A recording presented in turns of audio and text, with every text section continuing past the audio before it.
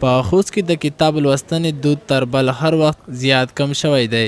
په یاد ولایت کې کتاب پلورونکي وایي چې د یادې ستونزې اصلي لامل کمزوری اقتصاد او د ټولنیزو شبکو زیاته کارونه ده.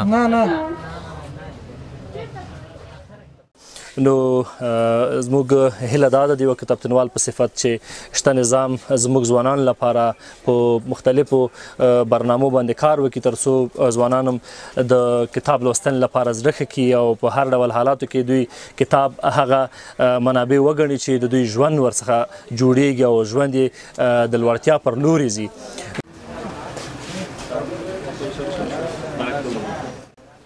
بل لوري ځینې خریان له چارواکو غوښتنه کوي چې یادې ستونزې ته جدي پاملرنه وکړي او د کتاب لوستنې دود په برخه کې د عامه پوهاوي اړوند پروګرامونه جوړ کړي.